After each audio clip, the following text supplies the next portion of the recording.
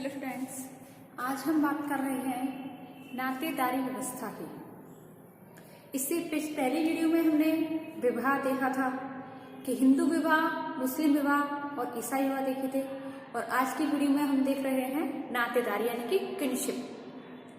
तो जो अंग्रेजी का किनशिप शब्द है, इसका हिंदी रूपांतरण हम देखते हैं तो आता है नातेदारी या बंधुत्व, भाईचारा, संगोत्रता। तो नातेदारी की व्यवस्था होती है, ये दो संबंधों पर आधारित होती है। एक तो रक्त संबंधों पर आधारित रहती है और दूसरी विवाह संबंधों पर। विवाह संबंध करने के विवाह जब हो जाता है तो व्यक्ति के परिवार की स्थापना होती है, परिवार का निर्माण होता है, और जब परिवार बन जाता है तो उसकी नातेदारियां भी हो जाती है, क्योंकि विवाह से जुड़ी हुई काफी सारी नातेदारियां होती हैं। और विवाह के पश्चात संतान उत्पन्न होती है, तो संतान से भी अपनी नातेदारी होती है, रक्त संबंधी नातेदारी। तो अपनी वीडियो स्टार्ट करते हैं। सबसे पहले आती है हमारे नातेदारी की परिभाषा कि नातेदारी होती क्या है। तो इसमें हमारे समाजशास्त्र ने कहा है कि नातेदारी सामाजिक उद्देश्यों के लिए स्वीकृत वंश संबंध है, जो कि सामाजिक संबंधों के परंपरागत संबंधों का आधार। तो जो नातेदारी व्यवस्था है वो सामाजिक उद्देश्यों के लिए समाज से स्वीकृत होती है, और वे एक ऐसा वंश का निर्धारण करती है जो कि सामाजिक संबंधों के परंपरागत संबंधों का आधार होती है। जो नातेदारी व्यवस्था होती है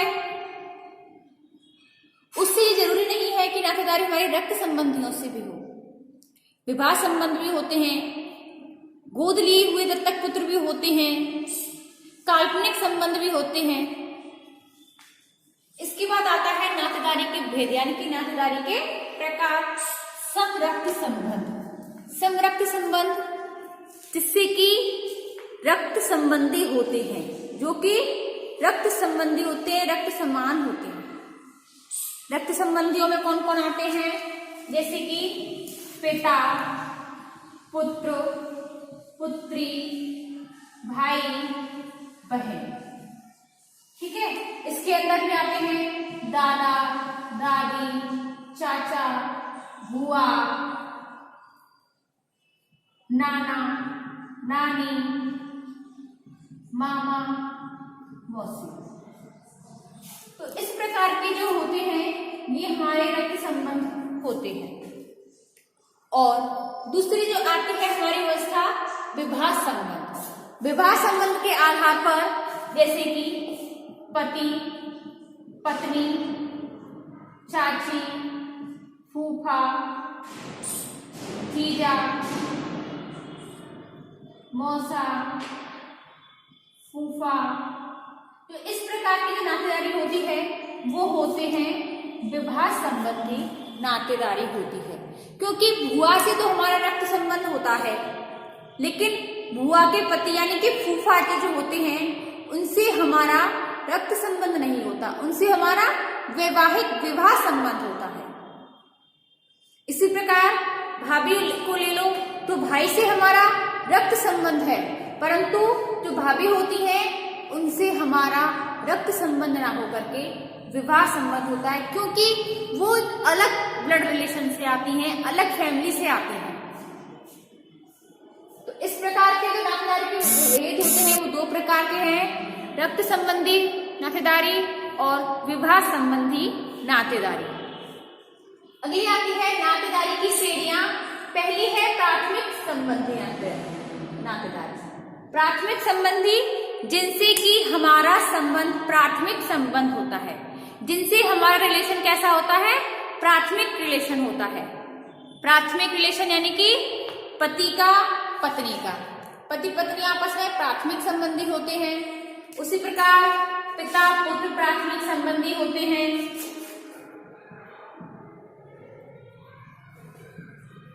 भाई भाई होते हैं प्राथमिक संबंधी, भाई बहन होते हैं प्राथमिक संबंधी, बहन बहन होती हैं प्राथमिक संबंधी, पिता पुत्र होते हैं, पिता पुत्री होते हैं,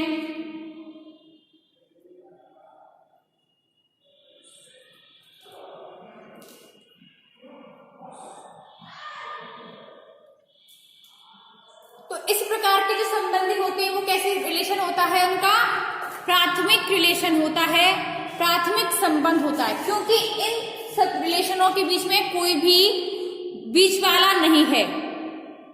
तो इसी प्रकार से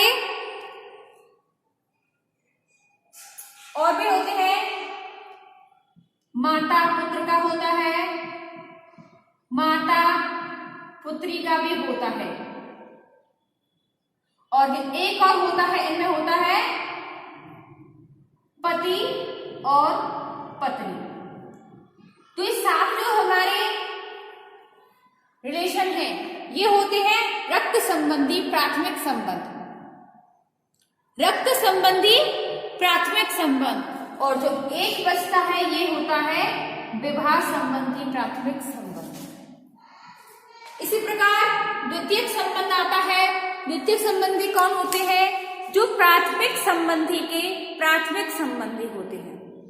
जैसे कि हमारे प्राथमिक संबंधी हमारे पिता हैं और हमारे पिता के प्राथमिक संबंधी उनके पिता हैं, परंतु वो हमारे क्या हुए?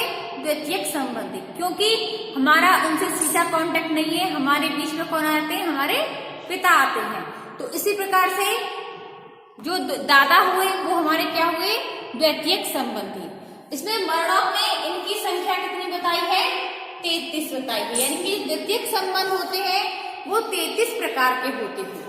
जैसे कि नाना को ले लो, नाना हमारे क्या हुए? द्वितीयक संबंधी हुए। मामा कौन हुए? द्वितीयक संबंधी हुए। चाचा कौन हुए? द्वितीयक संबंधी हुए, क्योंकि मामा से हमारा सीधा रिलेशन नहीं है। मामा और हमारे बीच में क्या आ जाती है? हमारी माँ आती है। हमारे उनसे रिलेशन कैसा है? माँ के बीच का रिलेशन है। चाचा हमारे द्वितीयक संबंधी, क्योंकि हमारे और चाचा के बीच में कौन आते हैं? पिता, क्योंकि पिता के भाई, पिता के प्राथमिक रिलेशन है चाचा। हमारा कैसा रिलेशन है उनसे? द्वितीयक संबंध है। तो इसी प्रकार से द्वितीयक संबंधी है। तृतीयक संबंधी कौन होते हैं? जो द्वितीयक संबंधी के प्राथमिक संबंधी होते हैं वो तृतीयक संबंधी होते हैं, यानी कि हमारे पापा के पापा, यानी कि हमारे दादा के पिता कौन हुए? तृतीयक संबंधी, यानी कि प्राथमिक संबंधी के जो द्वितीयक संबंधी होते हैं वो तृतीयक संबंधी होते हैं। जैसे कि पिता के पिता के पिता, तो पिता के पिता कौन हुए? हमारे दादा, और ये दादा के पिता कौन हुए? हमारे परदादा, जो कि हमारे कौन होते हैं? तृतीयक संबंधी होते हैं। और वर्णों में इनकी संख्या कितनी बताई है? 151 बताई है, 151। अब आते हैं हमारे व्यवहार, नातेदारी के व्यवहार एवं रीतियां, यानी कि जो नातेदारी जो होती है हमारे, तो इसमें जो संबंध होते हैं उन संबंधों के किस प्रकार के व्यवहार होते हैं, या उन नातेदारी व्यवस्था में किस प्रकार की व्यवस्था पाई जाती है। तो सबसे पहला आता है हमारा परिहार या विमुखता। परिहार यानी कि पर्दा प्रथा मानो उसको, या विमुख होना, यानी कि मुख को न देखना, उनसे विमुख हो जाना। तो परिहार व्यवस्था जो है, जो हमारे समाज में ससुर और पुत्र वधू के बीच होती है,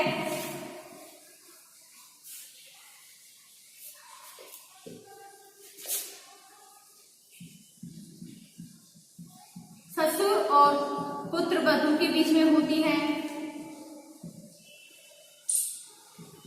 ज्येष्ठ और छोटे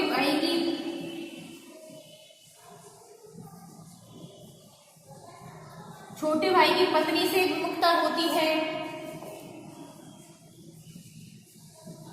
दामाद ससुर या सास की भी विमुखता होती है, सास बहू की विमुखता होती है। जो इस प्रकार की जो रिलेशन होती है इसमें पर्दा प्रथा पाई जाती है, यानी कि आपस में हंसी मजाक तो छोड़ो, नॉर्मल बातें भी नहीं होती हैं। और इसमें कि जो ससुर और पुत्रवधू है और ज्येष्ठ और छोटे भाई की पत्नी है, ये प्रथा तो सभी समाजों में लगभग पाई जाती है, जो कि आपस में बातचीत भी नहीं करते, बोलते भी नहीं है। यहाँ तक कि जो बहू होती हैं, पुत्रवधू हैं, छोटे भाई की वधू हैं, वो अपने ससुर और ज्येष्ठ का मुख भी नहीं देखते हैं, उनसे पर्दा करते हैं। जो इस प्रकार के जो व्यवहार है, इस प्रकार की जो रीतियां हैं, ये लगभग सभी समाजों में पाई जाती हैं। इनमें एक दूसरे में परिहास नहीं होता है, परिहार पाया जाता है। भाई बहन को देखो तो आपस में भाई बहन भी आपने देखा हो कभी हंसी मजाक नहीं करते हैं, ससुर दामाद कभी नहीं करते हैं, सास दामाद कभी परिहार नहीं करते हैं। और आपने देखा होगा कि अपनी पत्नी की जो बड़ी बहन होती है तो उनमें भी परिहार का संबंध पाया जाता है, उनमें भी हंसी मजाक नहीं होते हैं। दूसरा आता है परिहास या हंसी मजाक। ये परिहार का बिल्कुल विपरीत है, ये परिहार का बिल्कुल ही उल्टा है। परिहार में एक दूसरे से हंसी मजाक नहीं करते, बातचीत नहीं करते, चेहरा नहीं देखते, लेकिन परिहास में टोटल हंसी मजाक होता है। जैसे कि ननद भाभी हैं तो ये हंसी मजाक, छोटी मोटी कहासुनी, जीजा साली हैं, देवर भाभी हैं, तो इस प्रकार की जो वो नातेदारी व्यवस्था होती है, इनमें परिहास पाया जाता है। मामा भांजा में, मामी भांजा में, दादा पोती में, तो इस प्रकार के जो होते हैं इनमें हंसी मजाक, गाली गलौज और थोड़ी बहुत अश्लील हरकतें भी होती हैं, इनका समावेश होता है परिहास संबंध में। परिहास जो संबंध होते हैं इनमें होली और अन्य तीज त्योहार होते हैं, विवाह के अवसरों पर परिहास के संबंध अधिक होते हैं। जैसे कि एक दूसरे की खिल्ली उड़ाते हैं, एक दूसरे को नीचा दिखाने की कोशिश करते हैं, और ये विवाह और त्योहारों के अवसर पर अधिक होता है। कभी कभी कपड़े फाड़ देते हैं होली के त्योहारों पर, उन पर पानी डालते हैं, पानी छिड़कते हैं। तो इस प्रकार के जो संबंध होते हैं वो नातेदारी व्यवस्था में परिहास संबंध में अधिक पाए जाते हैं। तीसरा आता है माध्यमिक संबोधन। जैसे कि आपने देखा होगा कई जनजातीय, कई समाजों में देखा होगा आपने कि एक स्त्री अपने पति को माध्यमिक संबोधन के माध्यम से पुकारती है, उनका नाम भी नहीं ले सकती हैं। जैसे कि कभी कभी अमुक के पापा, अमुक की माता, इस प्रकार के माध्यमिक संबोधनों का उपयोग किया जाता है। जो माध्यमिक संबोधन होते हैं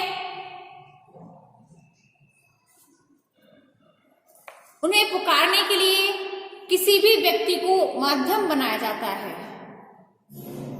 इसलिए जो माध्यमिक संबोधन होता है किसी व्यक्ति को पुकारने के लिए इसको माध्यमिक काम में लिया जाता है, इसलिए उसे माध्यमिक संबोधन भी कहते हैं। तीसरा है मातुले संबंध। मातुले जो व्यवहार होते हैं, मातुले जो रीतियां होती हैं, ये होती हैं मातृ सत्तात्मक परिवार जो होते हैं, जिनमें कि मामा का मातुले यानी कि मामा का घर होता है, जहां पर जो पुत्र होते हैं, पुत्रियां होती हैं, वो अपने पिता के बजाय मामा का अधिक मान सम्मान करती हैं, पिता के कार्य के बजाय मामा का कार्य करती हैं, मामा को अधिक प्रेम, स्नेह, सम्मान दिया जाता है। तो इस प्रकार का जो व्यवहार होता है इसमें मामा अपने उत्तराधिकार को भांजे भांजी को भी देता है, अपनी वंश संपत्ति संपूर्ण मामा को भी देती है। मामा का भी कर्तव्य होता है कि अपने भांजे या भांजी का अच्छी तरह से पालन पोषण करे, उनकी शिक्षा दीक्षा करे, उनका संपूर्ण जिम्मेदारी मामा के ऊपर ही होती है। अगली आती है पितृश्रेय। पितृश्रेय यानी कि ये जो होते हैं ये पितृ सत्तात्मक परिवार में होते हैं। जिस प्रकार के मातृसत्तात्मक परिवार में मामा का अधिक महत्व होता है, उसी प्रकार से पितृसत्तात्मक परिवार में बुआ का अधिक महत्व होता है, और जिसे कि हम क्या कहते हैं, पितृत्व सा।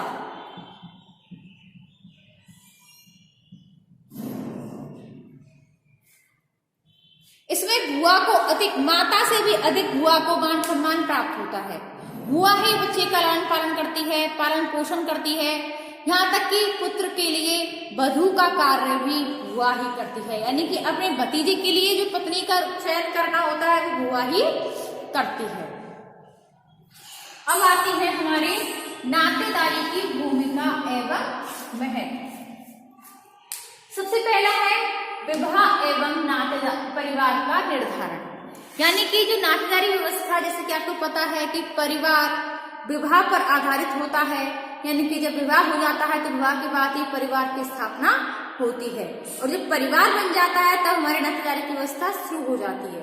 परंतु विवाह करने के लिए सबसे पहले नातेदारी की भी जरूरत होती है कि हमें किस प्रकार के गोत्र, वंश, परिवार, किन किन नातेदारियों से पछाड़ करके हमें जीवन साथी का चयन करना है, तभी हम विवाह और परिवार का निर्धारण कर सकते हैं।